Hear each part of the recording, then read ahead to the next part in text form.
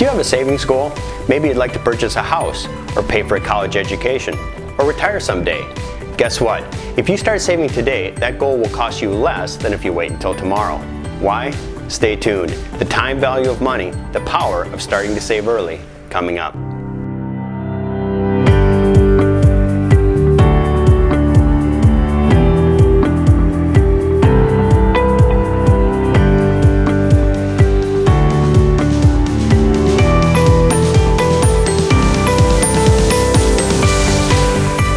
Hey everyone, it's Jeff Drayton, Certified Financial Planner Professional and founder of Jeffrey A. Drayton Financial Planning and Wealth Management, LLC. If you're watching this on YouTube, go ahead and subscribe. And if you are watching this from the blog page of my website, fill out the contact form at the top of the page so that we can contact you when new content becomes available.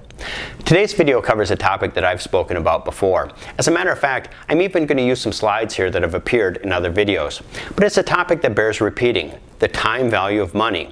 Why dollars that you save today are worth more than ones that you will save at some point in the future. And not just a little more. Because of money's ability to earn an investment return, given time, those returns eventually earn their own returns, giving you a compound return. And the effect of this can be profound. Dollars saved early can be worth many times that of dollars saved years or decades later.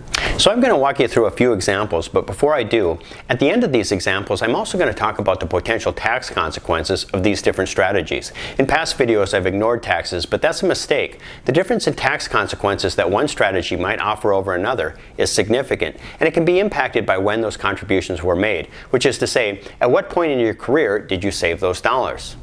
First up, let's look at an example. This is a demonstration that I showed in a video from about a year ago titled What Every Millennial Should Know. In it, I have two young women, Sarah and Jennifer, who are friends and have both just recently graduated from law school. Here, they are 25 and are now working as new attorneys, earning their first professional incomes. Right away, Sarah starts a plan to begin saving $5,000 a year, hoping to earn an 8% return on her money. Jennifer decides that she'd rather pay down some student loan debt, maybe replace the car that she drove in college. In short, she has no current plans to save. After all, she's only 25, she's got plenty of time to think about saving for the future.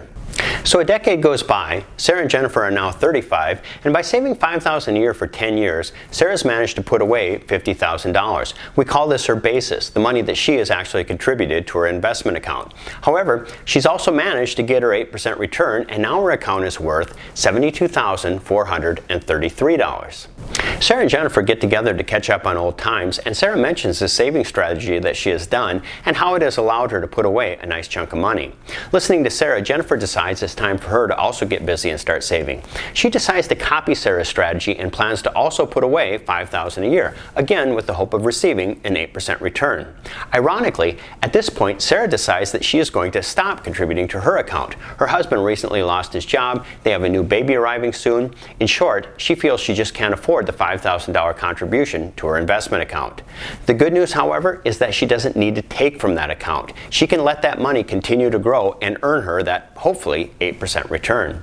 So another decade goes by, Sarah and Jennifer are now each 45, and now Jennifer has contributed $50,000 to her account. She also got her 8% return, and therefore now her investment account is worth $72,433. However, at this point, Sarah's account has grown to $156,377, more than twice as much as Jennifer's.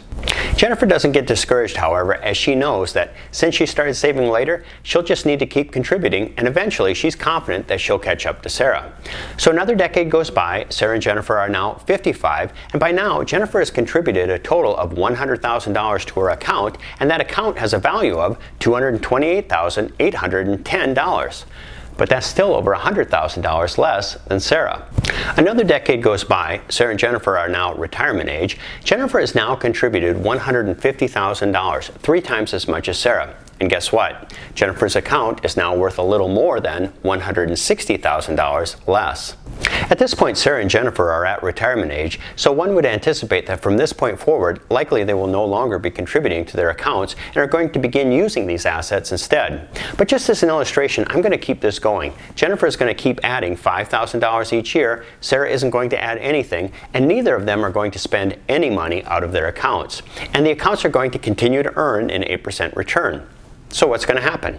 Well, at age 75, Jennifer has contributed $200,000, 4 times as much as Sarah, and she is over $275,000 behind in the value of her account. At 85, Jennifer has contributed $250,000, 5 times as much as Sarah, and she has more than $525,000 less. At 95, and this is as far as I'm going to go as both Jennifer and Sarah are now past current life expectancy, Jennifer has contributed $300,000, 6 times as much as Sarah, and her account is worth over $1 million less. So Jennifer will never catch up to Sarah. You know, another video I made that also spoke to the time value of money was one called the Parent-Sponsored 401k. That one was inspired by me watching my son, who had just gotten a job working at a coffee shop, and it got me to wondering, what would it be worth to him at retirement if he started a Roth IRA and contributed $1,000 a year to it for just a few years? You see, at 16, he's over 50 years away from retirement. Currently, Social Security full retirement age for someone that age is 67 years old. As you can imagine, even a small amount of savings so early in one's life turns out to be significant. Just for fun, I'm going to put together a savings plan for someone as young as my son and then compare it to the savings scenarios of Sarah and Jennifer. So here's my son Gabe, and let's pretend that he is still 16. Imagine if he were to save $3,000 a year from his coffee shop earnings and put that in a Roth IRA for 4 years, until he is age 20. Something I mentioned in my other video is that he could actually do this because the requirement to contribute to an IRA is to have earned income. In 2019, the most a person under age 50 can contribute to an IRA is $6,000, or up to their earnings, whichever is less. So as long as Gabe made at least $3,000, he could contribute that to a Roth. Also in that video, I suggested that as a parent, you might want to consider helping your child out with that contribution. My thought was, it might be difficult to talk a 16-year-old into seeing the wisdom of contributing so much of their earnings into a retirement account. However, if you do that, something to be aware of is you cannot exceed whatever their earnings were for the year, and then only up to $6,000. Technically, their contribution comes from their earnings. Your gift to them will just be replacing those earnings so that they have money to spend. So at age 20, after 4 $3,000 contributions, Gabe will now have contributed $12,000. Assuming he received his 8% return, his account will now be worth $13,518. However, I want to know what that account will be worth when Gabe is age 35, the point at which Sarah had contributed $50,000 to her account after a decade's worth of saving. If you'll recall, at that point, Sarah's account was worth $77,433. Assuming that Gabe does not contribute any more money than his original $12,000, his account will be worth $42,881. So at this point, Sarah's is worth more. However, as I mentioned at the beginning of this video, there's one more thing that I'd like to look at. Considering each of these 3 scenarios, I want to know how taxes might affect their savings. Assuming they set this money aside for retirement, what might be the tax implications for each of them at that point? Let's say age 65. First, let's go back to Sarah and Jennifer and recall how much each of them had contributed and what their accounts were worth at age 65.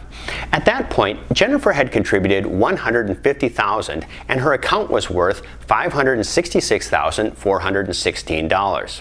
Sarah had contributed $50,000 and her account was worth $728,866. To know what the value of their accounts will be after tax, we would need to know what type of account they put this money into, and we'll also need to make some assumptions about their tax brackets. First of all, into what type of account did they save this money? If they want to use a tax-advantaged account for retirement savings, they basically have 2 options. The first is a traditional pre-tax, tax-deferred retirement account, something like a traditional IRA or traditional 401k. The advantage of this type of account is that to contribute $5,000 each year, you only need to actually make $5,000. I'm ignoring payroll taxes, but we think of this money as going into the account pre-tax. Therefore, $1 of earning equals $1 of contribution. The downside of these accounts is that all the money in the account will then be taxable when it is withdrawn. No tax has been paid on these dollars, and therefore it is all taxable as ordinary income at the point at which it is withdrawn from the account. Whatever that balance is, it is not the amount that you will actually get to spend. Taxes will need to be paid on that balance first. The second possibility is to save this money into a Roth account, similar as to before, either a Roth IRA or a Roth 401k. In these types of accounts, you put the money in after tax. However, assuming you wait until retirement age to take it out, none of it is taxable at that time. So the advantage is tax-free growth on your earnings. But the downside is it will actually cost you more than $5,000 to make your $5,000 contribution. You will first have to pay the taxes on that money at the time that it is earned before you put it into the Roth account. So how would this affect Jennifer and Sarah? Well, if Jennifer and Sarah both chose to save their money into traditional accounts, the good news here is that it wouldn't have cost them any more in earnings to actually contribute those amounts into their retirement accounts. Again, I'm ignoring payroll taxes, but basically in order for Jennifer to have contributed $150,000 and for Sarah to have contributed $50,000, they only had to make pretty close to that amount of money in earnings. However, the net value of their accounts at retirement needs to take into consideration the taxes that they will then owe. So how much will that be? Well, this requires some speculation, but in 2019 we have 7 tax brackets from 10 to 37%. The middle tax bracket is 24%. So if we apply a 24% tax to the balances in each of Jennifer and Sarah's accounts, it leaves an after-tax value for Jennifer of $430,476 and Sarah of $553,938. However, what if they had chosen to contribute to Roth accounts instead? Well, that would mean that both of their accounts would have a net or after-tax value equal to the accumulated value in each account. Again, on Roth accounts, you owe no further taxes. However, it would also mean that in order to get those dollar amounts into their accounts, at the time of the contributions, they would have to have earned more than the $5,000 that they contributed each year. Remember, Roth contributions are made with after-tax dollars. So how much more would that have cost them? Well, that depends on what their marginal or highest tax rate was at the time that they made their contributions. Let's look at Jennifer's situation first. Jennifer made her contributions beginning at age 35 and continued until she retired at age 65. At the time that she made her first contribution, she had already been working as an attorney for 10 years. And assuming that she was always progressing in her career and receiving regular increases in her earnings, she would have been making these contributions during the highest 30 earnings years of her career. I'm going to assume that Jennifer would have had to pay an average of 32% as her tax rate each of the 30 years that she was making her contributions. 32% is actually the lowest of the upper tax brackets, just one step up from the 24% middle tax bracket that I assumed from before. Therefore, I'm actually being fairly conservative in assessing Jennifer a 32% tax rate. So if Jennifer had to pay a 32% tax on each of those dollars prior to contributing them to her Roth account, she didn't need to earn $150,000 to make those contributions. She needed to earn $220,588. Of course, the good news is that the $566,416 account value is what Jennifer will get to spend. As a Roth account, no further taxes will be due, but it was certainly costly to Jennifer to get that savings. Now let's compare this to Sarah's situation. In Sarah's case, she made her contributions only during the first 10 years of her career. As an attorney straight out of college, we might assume that her salary wasn't yet that high. And again, she only had 10 years or $50,000 of contributions on which to be taxed. So for Sarah, I'm going to assume that the average marginal tax rate on her contributions was only 24%, one tax bracket lower than Jennifer. That would mean that in order to contribute the $50,000 of after-tax earnings into her account, she would only need to have made $65,789 of before-tax earnings. Using this strategy would again mean that now every dollar in Sarah's Roth account would come to her tax-free. By having made her contributions early in her career, Sarah really gets a lot of bang for her Roth buck by paying her taxes up front when her taxes are low, and now never having to pay taxes again. One last thing, what about my son Gabe? How does his scenario fit into all of this? Well, at age 65, Gabe's account is now worth $431,500. So not as much as either Jennifer or Sarah, but remember, Gabe only contributed $12,000 to get there. Not bad. And if you also remember, I only suggested that Gabe save this money in a Roth. I didn't even consider traditional pre-tax. Why? Well, as a 16 to 20-year-old only making some small amount of money in a part-time job, he's likely not going to owe any taxes, or if he does, certainly not much. So it would make no sense to put this into a traditional account, such as a traditional IRA. That would give him current tax savings but make all of the money taxable in the future. To someone who isn't paying any current tax, or very little, this benefit has no value. The Roth account means that all his money is tax-free in the future. So Gabe's required earnings for the after-tax $12,000 contribution is probably pretty close to $12,000, and every dime of his $431,500 will come to him tax-free. Jennifer's Roth strategy under these assumptions would result in approximately $2.50 of after-tax savings for each dollar invested. Gabe's would return about 36. Maybe I should have called this video How a 16-Year-Old Coffee Shop Barista Can Outsave a Mid-Career Lawyer. Thanks for watching, everyone. I'm Jeff Drayton.